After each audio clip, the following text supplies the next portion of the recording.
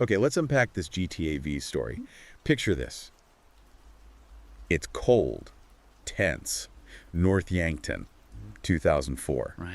And boom, we're dropped right into a robbery. Michael, Trevor, Brad, hitting a security company. Yeah, and this isn't just, a random opening, this heist. It's the fuse. It lights up everything that happens later. Totally. You can feel the tension right away. Yeah. It's like the cornerstone for the whole sprawling narrative. Exactly. Think of it like the story's Big Bang. It sets up all the conflicts, the betrayals, Yeah. everything. And, well, it doesn't exactly go smoothly, does it? Yeah. Almost immediately, things go sideways. That security guard pops up. Yeah, catches Michael completely off guard. Which leads to that line, you know the one. Oh, yeah. You forget 1,000 things every day. Make sure this is one of them. It's almost his trademark, isn't it? It really is. And it says so much about him, right? Trying to be cool, trying to control the chaos like he's in a movie or something. It's like a defense mechanism, trying to detach. We see that theme again and again with Michael. Definitely. That desire to just erase the bad stuff, avoid the consequences. It's core to his character. So the heist is blown. The escape, even worse. Right. The driver they hired, the redneck. Takes a bullet, gone. Michael has to drive. And then, bam, they crash into a police car. They lose them for a second, but yeah, the luck's already run out. It just shows how precarious their whole situation is. You know? Even a plan can fall apart in seconds. Absolutely. And people on the edges, like that driver, they pay the price. They're heading for the chopper pickup, the plan B. And then the train. Oh man, the train. Just brutal. Pure chaos. And you see their personalities instantly diverge, right? Trevor, he's out. Survival mode kicks in. Just bolts. Across the snow, doesn't look back. Well, Michael's still trying to salvage something. Stick to the plan, even though the plan is clearly toast. Yeah, clinging to that structure, that control, even when it's obviously failing. That's Michael. And Trevor, pure improvisation. Survival first. That difference is key. Sticking to that failing plan turns out to be a fatal mistake. As they're walking through town. Ambush. Exactly. FIB agent David Norton. A name we'll hear a lot more. And a sniper shot rings out. Brad goes down. Instantly.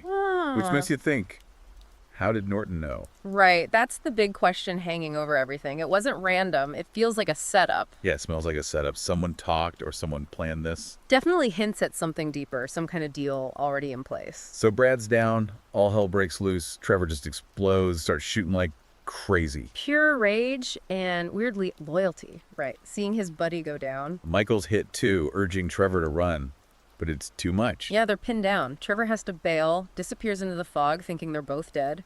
That moment, him escaping alone, believing they're gone, that shapes everything for him going forward.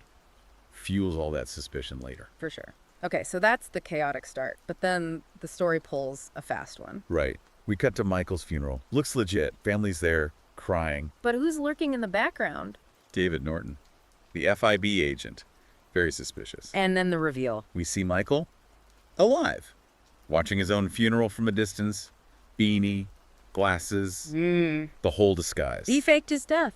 Made a deal. That's the foundation his new life is built on. A foundation of lies, basically, which, is bound to crack eventually. Yeah, absolutely. That deal with Norton, that staged death, it's the original sin of the story. Okay, jump forward 9 years, 2013, Los Santos. And Michael's living the dream, right? Big house, nice car. Michael DeSantis now. But it's not exactly paradise. He's in therapy. Complaining about everything. His wife Amanda cheating, his kids Jimmy and Tracy being, useless. Yeah, totally unmotivated. And he drops these little hints about his past, right? Like being a pimp. Just enough to tell you this suburban dad thing isn't the whole picture. It's such a contrast to the guy we saw in North Yankton. But you gotta wonder, can he really escape who he was? That's the million-dollar question the game keeps asking. Can you really change your stripes? His unhappiness kind of suggests probably not. And just as we're pondering that, his past literally drives up to his house. Enter Franklin Clinton.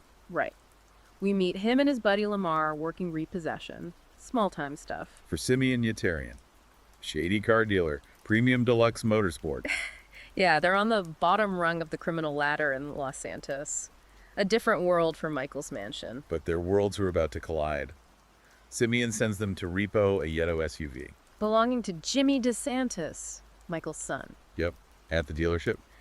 Jimmy tries to talk his way out of it naturally, just shows you how messed up that family is. That first interaction is kind of funny, but it sets up that whole dynamic. Then Simeon pushes it further. Sends Franklin and Lamar to Michael's house to steal 2 more cars. Which goes wrong, obviously. And then there's that motorcycle repo attempt. From a Vegas member, yeah. One of the big street gangs. That blows up in their face completely. Violence erupts. And that botched job is what throws Franklin right into Michael's path. That's the moment their stories properly intersect. Exactly. Michael catches them during the motorcycle chaos. But the real trigger. Is Michael losing it? Totally. He impulsively drives Franklin's repo truck through the house of some tennis instructor. Who happens to be teaching Martin Madrazo's wife. Big mistake. Huge mistake. Because Franklin was there repossessing the instructor's car for Simeon. Wrong place, wrong time, big time. And that act, Michael just snapping, it shows the old Michael is still right there under the surface. He hasn't changed that much. So Martin Madrazo, powerful, scary dude in the LS underworld. He's not happy. Understatement. He demands, what, $2.5 million? Yeah, 2.5 mil for the damages. And Michael's already underwater financially. He lost his yacht somehow. Right, so his whole attempt at legitimacy is just crumbling. He's broke. He's pissed off Madrazo. He's backed into a corner. And what does Michael Townley do when he's backed into a corner? He goes back to what he knows. Crime. Exactly. He needs cash. Fast. So he reaches out to an old contact. Mr. Crest. The brains of the operation. Yeah. Physically disabled, but a genius planner. The hacker. Lester introduces that whole strategic layer to the crime. It's not just about shooting. It's about planning. And turns out Lester knew Michael faked his death all along. They go way back. That history, that unspoken understanding, is crucial. Lester agrees to help, but there's a catch. Always a catch. Lester needs a favor first. Michael has to sabotage a prototype phone launch. For Life Invader, the big tech company. Lester's playing the stock market, right. Using Michael's skills for his own game. Typical. It shows how these criminal networks operate. Favors, leverage, mutual exploitation. So Michael does the job. Yeah. Very explosively. Jay Norris, the CEO. Head blows up. Live on stage. Yeah, pretty graphic. Favor done. Now Lester owes Michael. Time to plan a real heist. Lester throws out some ideas. The Union Depository. Michael shoots that down. Too big, too risky. Not yet, anyway. Then there's a bank in Paleto Bay. Small town up north. And a jewelry store. Vangelico, right in the city. Michael picks Vangelico. Thinks it'll be easy. Maybe getting a bit overconfident. Or just desperate for a quick score to pay off Madrazo. Either way, it sets the next act in motion. He does his homework, though. Goes in disguise, scopes the place out, takes pictures. Lester helps plan. They figure it's worth about $5 million in jewels. Decent haul. And Michael needs a crew. He decides to bring Franklin in. Sees potential there. Lester's not sure, but Michael insists. It's a big step for Franklin. And Michael's kind of mentoring him in a weird way. Yeah, a very twisted apprenticeship. So the jewelry store heist. It goes surprisingly smoothly at first. Sleeping gas. Yeah, knock everyone out, smash and grab, quick and clean inside. They get the jewels, about $5 million worth. Then the escape. Motorcycles through the LS River tunnels. Pretty slick. But here's the kicker. Outside the store, Michael grabs a security guard. And says the line again. You forget 1,000 things every day. That line from North Yankton. Chillin'. Luckily for Michael, the guard doesn't recognize it, but it's like his past is literally speaking through him. He can't help himself. So close to blowing his cover right there. They get away, though. Ditch the bikes in a truck. Lester handles the laundry. Michael gets his cut, pays off Madrazo, crisis seemingly averted. Franklin's buzzing from his first big score, goes over to Michael's place to celebrate. And that's when the ghost arrives. Trevor Phillips crashes the party. Literally. His timing is impeccable, isn't it? Just as Michael thinks he's maybe getting things sorted, bam! The past kicks the door down. How did Trevor know? Yeah. Well, he was miles away, out in Blaine County. The desert wasteland outside the city, running his own little empire, Trevor Phillips Enterprises. Yeah, dealing drugs, guns, Trevor stuff. He sees a news report about the jewelry heist. And he hears the line, Michael's line. Instantly recognizes it. The penny drops. Michael Townley is alive. And you get a sense of Trevor's life out there. Constant chaos, battling rivals. Like the Lost MC, the bikers, and the Varios Tecas. Remember Ortega? Oh, yeah. The river incident. Yeah. Classic Trevor diplomacy. He's also trying to deal with the Chinese triad, looking for suppliers. Mm-hmm. Gets complicated. Very complicated. The Aztecas ambush his lab. And he uses Tao Chang, the triad guy, and his translator as human shields in a freezer. You can't make this stuff up. Only Trevor. Then the Lost Retaliates hit his trailer. So Trevor goes scorched earth, hits their airfield with Ron, takes it over in this brutal night raid. Wipes out a chunk of the Lost MC, Sends a message. His triad deal falls apart because of the O'Neill brothers, these local redneck rivals. More violence ensues. Naturally, he confronts Tao Ching again, arrests them up. Then he goes after the O'Neills. Attacks their farm, burns down their meth lab, leaves almost no survivors. Just relentless. That's Trevor's MO. Overwhelming, brutal force for any perceived slight. And all this time, he's making these weird phone calls. To someone he thinks is Brad, supposedly in prison. Yeah, but Brad sounds cagey, right? Skeptical about Michael being alive. It doesn't add up for Trevor. Those calls are key. Planting those seeds of doubt, fueling his obsession. Someone's lying to him. So driven by that doubt in the news report, he sends Wade, his sort of dim-witted associate, Down to Los Santos to find a Michael Townley. and somehow Wade actually finds him. Finds Michael DeSantis, the family. The description matches. It's almost comical how Wade stumbles onto the truth, but it sets everything in motion. Trevor decides he's moving to Los Santos, packs his bags, tells Wade they're staying with Wade's cousin Floyd. Poor Floyd. Has no idea what's about to hit him. Before leaving Blaine County, Trevor makes one last violent statement against the lost MC, ties up loose ends. And then he arrives. Shows up at Floyd's tiny apartment in Vespucci Beach, ready to find Michael. So Trevor's inbound. Meanwhile, Franklin's got his own drama brewing back in South LS. Yeah, gang stuff. Lamar's buddy, Stretch, gets out of prison. And Stretch immediately starts throwing his weight around in the family's gang. But something's off about him. You get that feeling right away. Prison changes people, loyalties shift. Lamar sets up this drug deal with a guy called Mano D. But it feels wrong. And it is, it's a setup. Orchestrated by Stretch, working with the Ballas, their rivals. It goes bad fast. Stretch ends up killing Mano D, supposedly to save Franklin and Lamar, but it's shady. Leads to this massive shootout with the Ballas, then a police chase. Total chaos. It confirms Stretch's bad news. He's playing a dangerous game, probably trying to take over. And maybe Franklin and Lamar are obstacles in his way. Adds another layer of danger to Franklin's life. Okay, so back to Michael's mansion. Trevor arrives, walks in on. A typical DeSanta family argument. Michael yelling at Jimmy, Amanda there with her yoga instructor. Perfect timing. Trevor's appearance just shatters the whole facade. The shock, the tension, palpable. Michael tries to spin some weak story about witness protection. Nobody's buying it.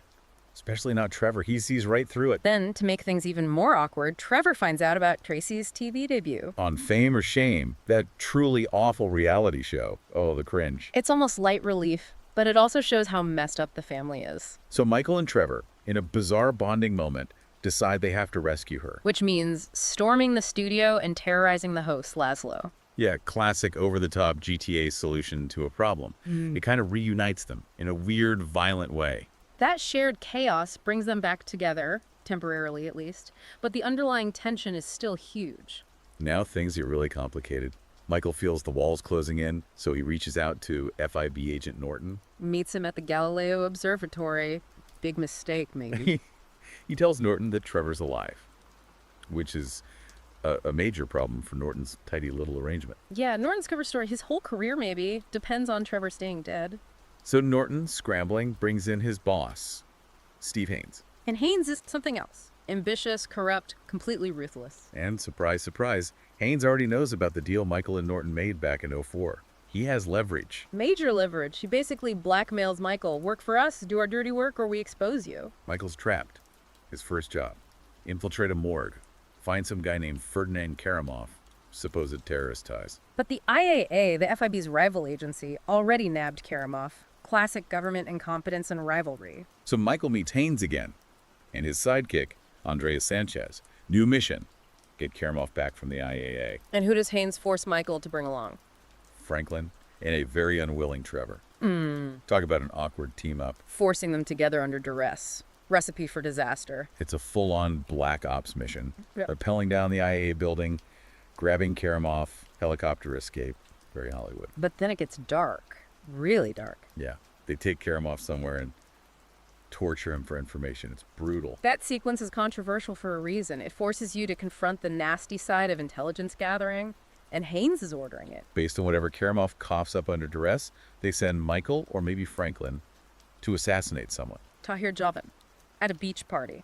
Another kill based on potentially bad intel, ordered by corrupt agents. It just pulls them deeper and deeper into this government muck. Morally compromised big time. They're basically tools for Haynes' dirty work now. Meanwhile, Franklin's trying to keep his own life somewhat normal, but Lamar has another idea.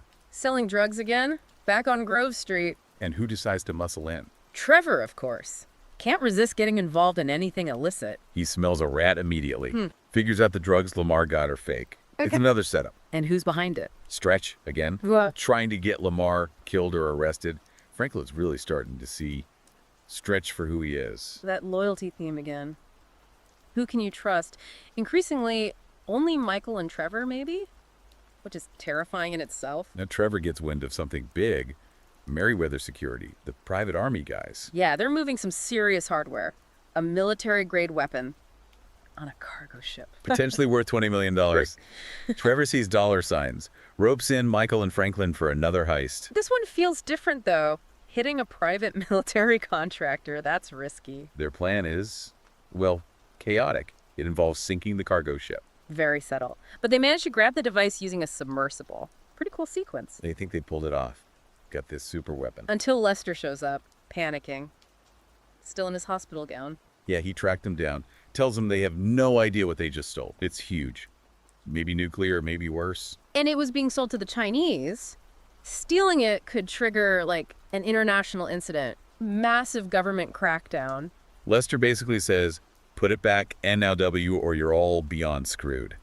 Trevor, surprisingly, listens.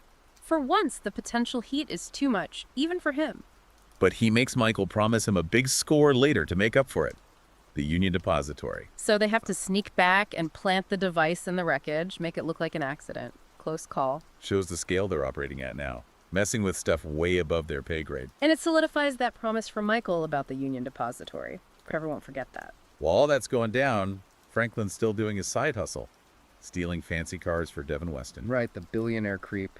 Franklin's getting deeper into that world, too. And Lester's still giving Franklin those assassination jobs. Rigging the stock market. Franklin's good at it, makes serious bank. Lester even gifts him that awesome mansion up in the hills. Yeah, Franklin's moving up in the world, thanks to Lester's slightly illegal guidance. Back to the car thefts for Weston. The first one involves Michael and Trevor again. Posing as cops, yeah. Pulling over these rich kids during a street race to steal their cars? Hilarious. Shows they can still work together even if they kind of hate each other sometimes. The next one's even wilder.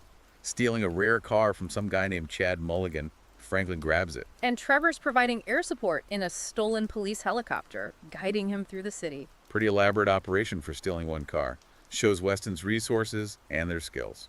But things are about to get complicated again. Martin Madrazo calls Michael. He wants a favor.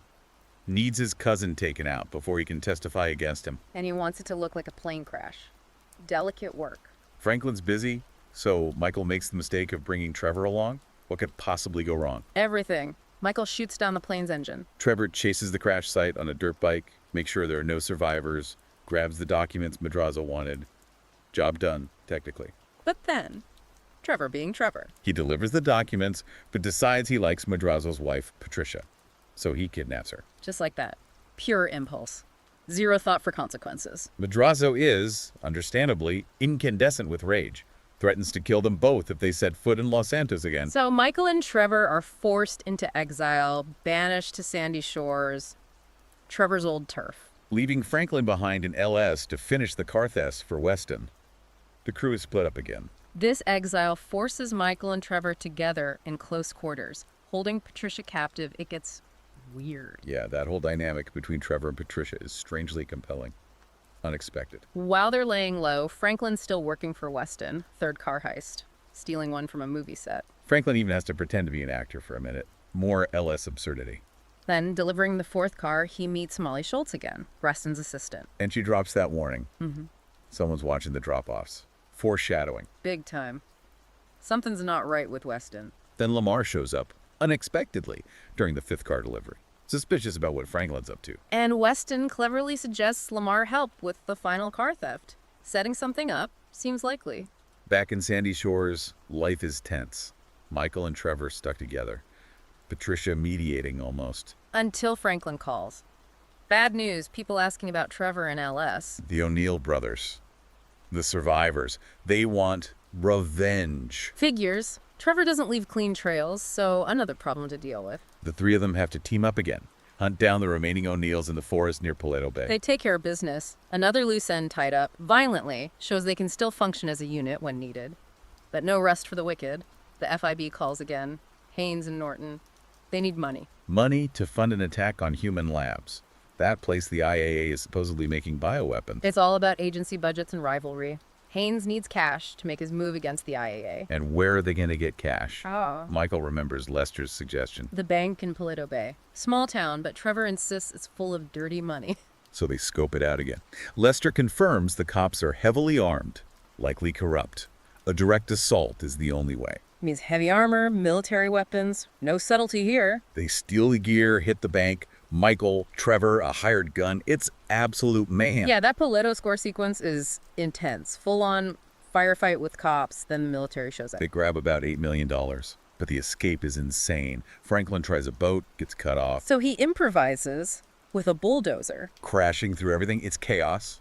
They fight their way through a Cluck and Bell factory surrounded by the army. Finally escape on a train, but guess who's waiting? Andreas Sanchez, Haynes guy. He takes almost all the money. Says it's for the human labs equipment. Leaves them with barely anything. Used again. He's constantly being manipulated by the FIB, so they have to do the human labs raid anyway. Plan is infiltration via the sewer system. Lovely. Michael, Trevor, and Dave Norton swim through the muck, cut into the facility. Navigate the lab, deal with guards. Michael steals the nerve agent. Escape through the parking lot, fighting soldiers. Michael gets the toxin into a refrigerated truck. And Trevor arrives in that plane he bought with the Paleto money to fly it out. While Steve Hamm. Shoots himself in the leg to look like a hero, delay the army pursuit. Unbelievable. They get away with the toxin. Another disaster potentially averted by criminals working for corrupt agents. What a world. After all that, Trevor has to do the hardest thing yet. Return Patricia to Madrazo. He's genuinely upset about it. That relationship was something. It also comes out Trevor beat up Madrazo before kidnapping her, makes the return even more tense. But Madrazo just takes her back, doesn't retaliate. He's terrified of Trevor. Yeah, Trevor's unpredictable violence actually worked there. Madrazo's genuinely scared of him. So with Patricia returned, the ban is lifted. Michael and Trevor can go back to Los Santos. Trevor heads back to Floyd's apartment, ready to resume whatever Trevor resumes. But Floyd and his girlfriend Debra have had enough. Big confrontation. And it ends badly. Very badly. For Floyd and Debra. Yeah, Trevor snaps, kills them both, tells Wade they just moved out, chillin'. He needs a new base. Takes over the Vanilla Unicorn Strip Club. Seems fitting. And now he's back in Ellis. He starts leaning on Michael. Hard.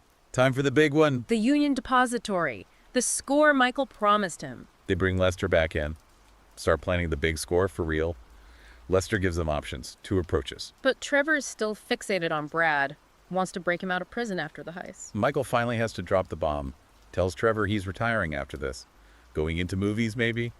Leaving the life. Trevor feels completely betrayed, excluded. All his suspicions about Michael boil over. He demands to know who is buried in Michael Townley's grave in North Yankton. Michael tries to dodge, but Trevor knows something's wrong. He steals Michael's car, flies up to North Yankton.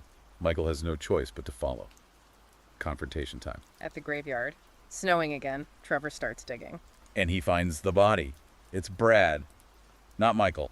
The whole lie unravels. The phone calls weren't Brad. Michael betrayed them both. Made a deal. Then we get the flashback confirmation. Michael cutting the deal with Norton. Delivered Trevor and Brad. Norton planned to kill Trevor. Arrest Brad. But Brad's step in front of the sniper shot meant for Trevor. Pure chance. Norton shot Michael to complete the cover-up. The emails from Brad. All fake from Norton. Devastating truth for Trevor. His best friend betrayed him, got the other one killed. And just as this bombshell drops, more trouble arrives. The Chinese triad. Wei Cheng. They tracked them all the way from LS. They thought Michael and Patricia were an item, apparently. Now they want revenge or leverage.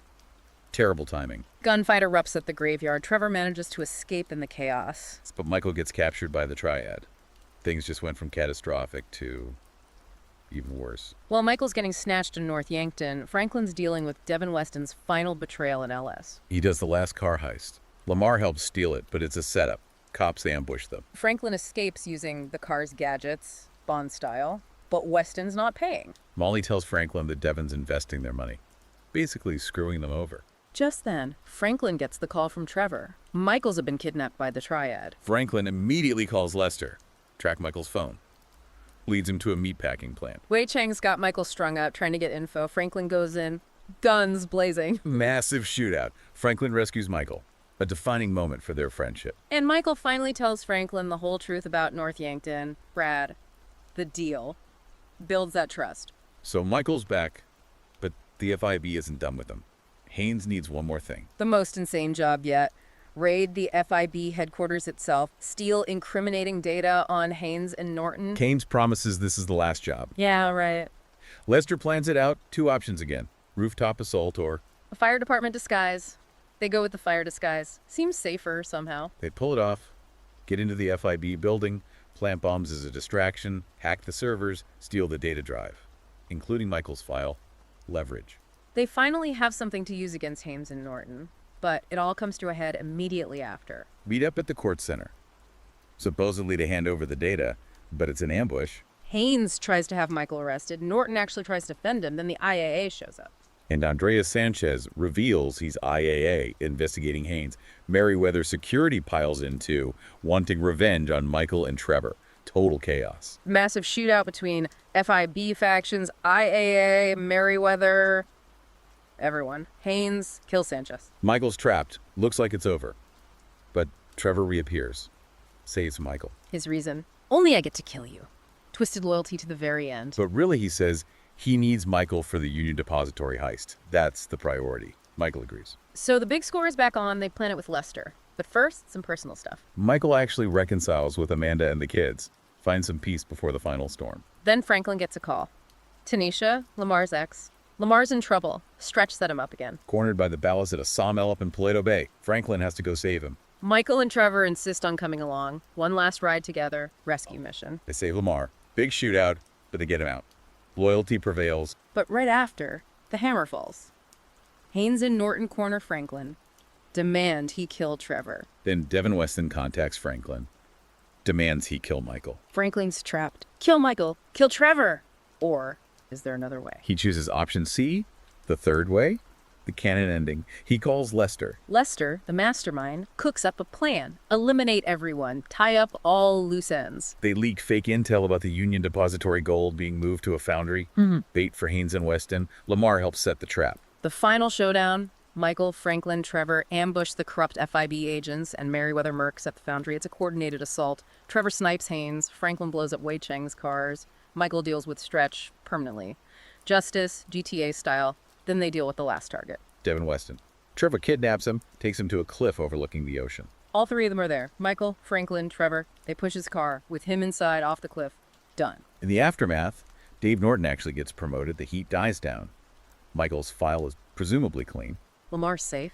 Trevor's clear with the Triad. And they get their cut from the actual Union Depository score. About $40 million each. They essentially retire. Still friends, somehow. GTA Online continues Trevor and Franklin's stories a bit. But Michael seems to have actually done it. Franklin mentions later he went into the movie business. Maybe found some peace. Wow, what a ride. We've gone through the heists, the betrayals, the family drama, the government mess, the whole sprawling story of GTA V. Yeah, hopefully that gives you a solid grasp of the main plot points, the character arcs, everything that makes it tick. It really is a masterclass, isn't it? Yeah. Weaving those 3 lives together, exploring ambition, loyalty, consequences. Absolutely. And the characters, flawed as they are, I mean, deeply flawed.